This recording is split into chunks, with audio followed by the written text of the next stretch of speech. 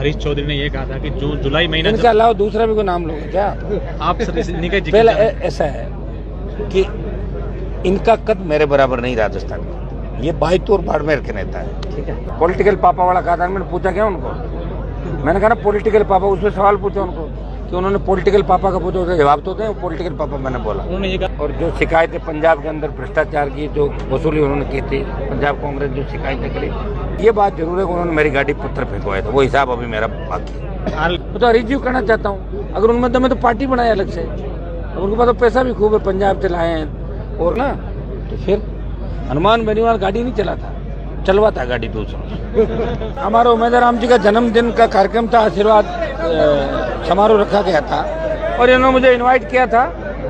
कल तक मेरे कार्यक्रम दूसरे थे, आज मेरी इच्छा थी कि भाई तुम हजारों हजार की संख्या में आशीर्वाद देना है। भाई तुम मेरा पुराना लगाव है, कोई नई बात नहीं। तो आज मैंने प्रोग्राम बनाया और इनको जन्मदिन की बधाई देना है और बायतू बाड़मेर के हालचाल जानना है। और अभी जो रैली ऐतिहासिक दौरी में नगंदर हुई, कलेक्टर थैंक्स बोलने में आया हूँ और आगे के लिए भी इनको आह्वान किया है कि मजबूती से हमें रहना है और बाड़मेर की 7 सीटें आरएलपी कैसे जीते वो मंत्र भी इनको देते अभी देके जाऊंगा मैं जाते समय। बजरी का मुद्दा अभी भी आपके देखिए, बजरी का मुद्दा काफ़ी हद तक हमने ड्रोन सर्वे कराए जगह जगह, 8-9 जगह, और बीकानेर के अंदर आपने देखा होगा हमारे लोग लड़ रहे हैं और कल काफ़ी वहाँ जो रॉयल्टी का ठेका है वहाँ के मंत्री और कांग्रेसी नेताओं के पास है, उनसे आरएलपी सड़क पे लड़ रही है। बीजेपी आपको राजस्थान में कहीं भी लड़ती हुई दिख रही है। हाँ, बीजेपी दिख रही है 7 स्टार होटलों में बजरी माफिया के साथ सत्ता लाने की तैयारी में। मोदी जी को गली गली गाँव घुमा रहे हैं, सारा दिल्ली का जो सिस्टम है आ गया और इस बार बीजेपी खोप में है राजस्थान के अंदर। बजरी माफिया का तो हम इलाज कर देंगे, विधानसभा चलेगी तो कल विधानसभा में मामला उठेगा और ये बजरी के ठेके निरस्त करा के हम चाहते हैं कि छोटी लीज, छोटी माइंस किसानों को मिले, खेतों के अंदर मिले और नदी में भी छोटी माइंस से किसानों को मिले। ये हमारा मेन एजेंडा है। और बजरी माफिया जो गुंडागर्दी की है उसका इलाज भी आपने देखा, वो टोंक में जिस तरह शंकर मीणा की हत्या की, मैं 10 घंटे वहाँ बैठा रहा, उसको न्याय दिला गया। 1 दर्जन ज़्यादा हत्यारे गिरफ्तार, पुलिस के कुछ लोग भी इन्वॉल्व है, उनका भी इलाज वहाँ पे किया था। बजरी माफिया पे शिकंजा सरकार को कसना पड़ेगा। 18 को हमारी टोंक में रैली है, टोंक रैली के बाद हो सकता है विधानसभा घेराव यानी कार्यक्रम भी 18 तारीख को हमारा बन सकता है। बजरी माफिया सहित जितना भी माफिया राजस्थान के अंदर, इस माफिया राज को खत्म करने के लिए आरएलपी पूरी तरीके से कटिबद्ध है। हनुमान जी, अशोक गहलोत और सचिन पायलट के बीच में समझौता हुआ, कांग्रेस नेता का कहना है कि इस बार हम रिपीट कर रहे हैं। हाँ, रिपीट करेंगे ना, वो हार रिपीट करेंगे। जैसे 13 के अंदर 8 में जीते थे और 13 में जब मुफ्त दवाई 8 में 12 में बांटी तो 13 में 21 पाए, वो रिपीट कर लेंगे। सचिन एक राज करने वो दोबारा रिपीट करते हैं तो 21, मुझे नहीं लगता कांग्रेस 21 भी आ पाएगी, मुझे नहीं लगता आज की स्थिति के अंदर। जितना भ्रष्टाचार आज जिस तरह 18 लाख की रिश्वत के अंदर इनका पूर्व को चेयरमैन पकड़ा गया गोपाल, वहाँ पे जयपुर के अंदर, वो आरपीएससी के आरएस के इंटरव्यू के लिए सिलेक्शन का पैसा ले रहा था। पूरी अखंड आरपीएससी भ्रष्टाचार के अंदर डूबी है। मुख्यमंत्री जी बयान दे रहे हैं कि संवैधानिक है।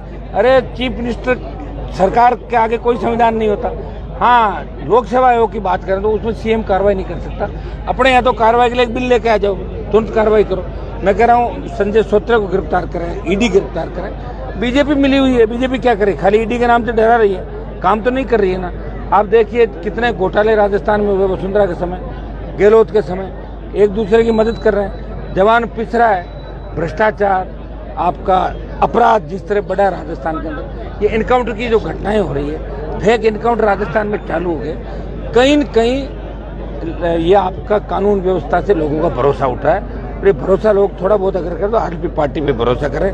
कांग्रेस रिपीट नहीं करेगी और बीजेपी को भी हम सत्ता मारने से रोक देंगे राजस्थान। सचिन पायलट वसुंधरा राजे के खिलाफ भ्रष्टाचार के लिए मोर्चा खोल रहे थे और कल विधानसभा में दोनों की एक साथ तस्वीरें सोशल मीडिया पर वायरल हो रही है। अब ऐसे चलता, पायलट साहब ये कहते थे कि मैं तो सीएम बनूंगा, बन कहाँ पाए, हमारे को और खराब किया। मैंने 2 बार सपोर्ट किया था उनको, 18 में 3 विधायकों को सपोर्ट किया। फिर जब सरकार गिर रही थी तो मैं 72+3 बीजेपी के साथ था, बोला आज बना, अभी बना, फिर कहा घंटे भर में बना, आधे घंटे में 15 भी आदेश आया, तो अभी तक तो आदेश आया नहीं। मुझे तो लगता है कि ये अभी कांग्रेस के अंदर जो हुआ है उससे ये संतुष्ट नहीं है। कांग्रेस भी इनसे थक चुकी है क्योंकि पार्टी का बहुत बड़ा नुकसान है इनके अंदर रह के। बदनामी तो कांग्रेस पार्टी भी इनको नहीं गांटेगी। अगर कांग्रेस गांटती तो कहीं न कहीं इसके कहने से इनका प्रदेश अध्यक्ष बनता या खुद आते या कुछ करते। इनको दिल्ली में बिठा देंगे, बना देंगे, कोई पद दे देंगे। कौन पूछता दिल्ली के पद को, यहाँ से इनको निकाल दिया, वो निकाल देंगे। अगर ये नई पार्टी बना के लड़ते और आरएलपी से गठबंधन करते तो निश्चित रूप से सचिन पायलट का भविष्य उज्जवल था। आज की तारीख में तो गुर्जर समाज भी इनको धीरे धीरे इनसे खिसक जाएगा। गुर्जर समाज तो वैसे भी नहीं मानते थे, गुर्जरों में इनका क्रेज था और जवानों में इनका क्रेज था थोड़ा बहुत। जवान तो आरएलपी के साथ जुड़ गया, गुर्जर भी धीरे धीरे पायलट का साथ छोड़ के और दूसरे नेता का दामन थामा।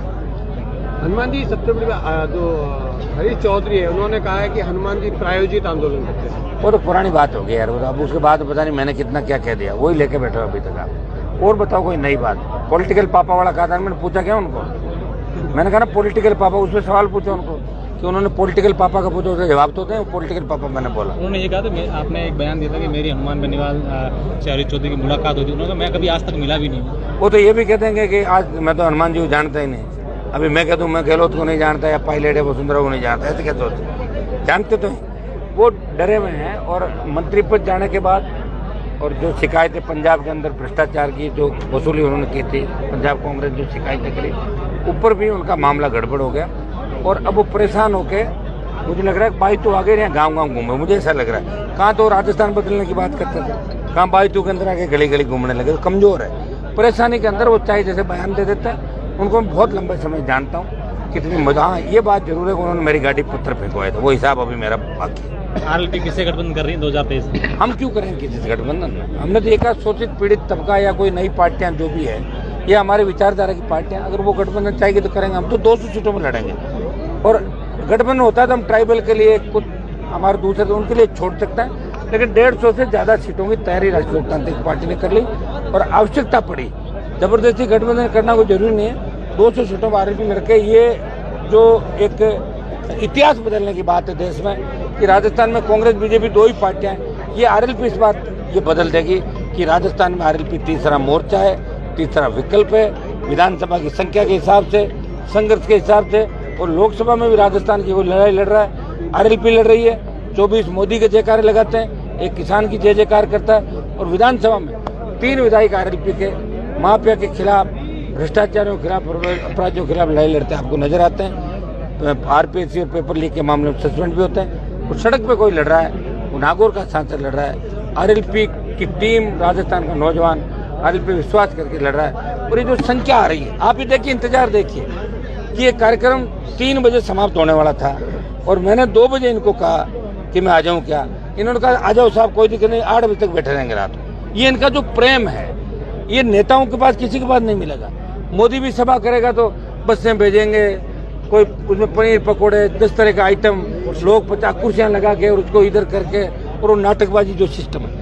यहाँ बिना कुर्सियों के जो कार्यक्रम होते हैं और अपने आप अपने साधनों से कोई लोग अगर आते हैं तो आरएलपी की रैलियों के अंदर जाते हैं, आप देख रहे हो। लगा आखिरी सवाल है, कप प्लेट और जूतों का जिक्र हम हर सभा में करते हैं, क्या घने लोग उठा रहे हैं भाई, घने लोग उठा रहे हैं। कप प्लेट जूते उठा कर सामने और हो जाते हैं, कहना हमने कब उठाए, ये और कह देते हैं भाई, चोरी सीना चोरी कर लेते हैं। ये सारे के सारे जो ऐसे लोग हैं, 2013 में उन तमाम किसान के बेटों को, जो किसान के बेटों के नाम से वोट लेके जाते हैं, समाज के नाम से वोट लेके जाते हैं, उनको घर बिठा देंगे, हरा देंगे और हारने के बाद उनकी स्थिति क्या होगी ये मुझे बताने की जरूरत नहीं, आप खुद अच्छी तरीके से जानते हैं। हरीश जी ने कहा है कि हनुमान बेनीवाल जी ओबीसी आरक्षण को लेकर के, मैंने ही तो उठाया सबसे पहले मामला, ये इन्होंने तब उठाया था। मैं तो 2000 जब ये मामला हुआ होता ही सबसे पहले मैंने ही उठाया था भाई। इनको तो याद आया था 3 साल बाद, जब कांग्रेस चिट्ठियां लिख चुकी थी, जो बीजेपी ने किया वो गलती 4 बार कांग्रेस ने करी। मैंने तो मामला उठाया सबसे पहले, मैंने मामला, इन्होंने 10 गहलोत से बात करके आधा घंटे का धरना दे दिया था, फोटो खिंचा रही थी और सीएम हाउस चले गए, डोटासरा जी साथ ले लिया और ये काम किया। और उसमें इनके अलावा तो दूसरे लोगों का और बड़ा साथ था भाई। आधे घंटे का वो तो प्रायोजित कार्यक्रम होता है। आप ये बताओ, क्या सरकार का कोई मंत्री, सरकार कोई विधायक सरकार के खिलाफ बैठता है कि धरने पे? अगर सरकार के खिलाफ धरने में बैठता है तो उसको पार्टी में नहीं रहना चाहिए, छोड़ दो पार्टी। मैं तो हरीश जी को कहना चाहता हूँ, अगर उनमें दम है तो पार्टी बनाए अलग से। उनके पास तो पैसा भी खूब है, पंजाब से लाए हैं और कई जगहों से लाए हैं, तो पैसा भी है, पार्टी बनाए और पार्टी बना के मुख्यमंत्री बने राजस्थान के। कौन मना कर रहा है उनको? मैं तो पार्टी बनाई भाई, पार्टी बना के लड़ाई लड़ी, पार्लियामेंट में लड़ाई लड़ी, हर जगह। मैंने किसी की जिप्सी ड्राइव थोड़ी की थी। उनका तो एक फोटो आया था जिसमें मानवेंद्र की गाड़ी चला रहा, देखा नहीं क्या आपने वो फोटो? देखा था ना? तो फिर हनुमान बेनीवाल गाड़ी नहीं चला था, चलवाता गाड़ी दूसरों। हनुमान जी लास्ट सवाल है, हरीश चौधरी ने ये कहा था कि जो जुलाई महीना, इनके अलावा दूसरा भी कोई नाम लोगे क्या आप? पहले ऐसा है कि इनका कद मेरे बराबर नहीं राजस्थान में, ये बायतूर बाड़मेर के नेता है। ठीक है। मैं राजस्थान के अंदर मेरी पार्टी बना के लड़ाई लड़ रहा हूँ। पार्टी बना के मैंने इतिहास बदला। 3 विधायक मेरे नाम से बने और 50 जगह वोट भी कितने मिले। सीटों पर इस बार आरएलपी चुनाव? बता दिया ना आपसे, 150 से 200 पूरा क्लियर कर दिया ना। स्टैंड हमारा वही है। गठबंधन अगर करेंगे तो समान विचारधारा के दलों के साथ हम गठबंधन करेंगे, और नहीं होता है तो 200 जगह हमारे जवान लड़ेंगे, मजबूती के साथ चुनाव लड़ेंगे हम। Thank you sir.